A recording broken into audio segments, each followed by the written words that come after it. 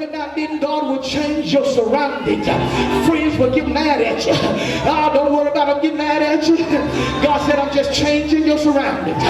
Folk will stop calling you.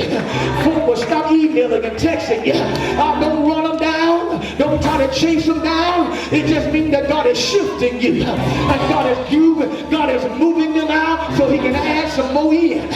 But the whole long time we still trying to hold on to what God telling us to get rid of. What God is telling us to let go of, we still trying to hold on to. But sometimes you just got to let it go. Abraham was in a strange land. Moses was in a desert. And Joseph was locked up in prison. Now I'm sure neither of them was in the ideal place that they thought that they were going to be in.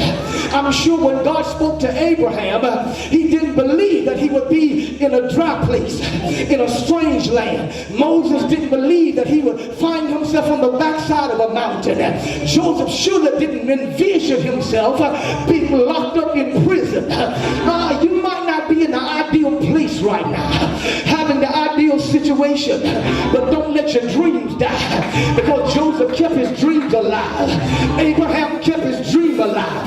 And you got to learn how to stay alive no matter what the situation that you are in. God said, I need some folk who ain't gonna give up on me, who ain't gonna die and let their vision die and let their dreams die. You might not be where you want to be, but you're on your way to where you're going to be.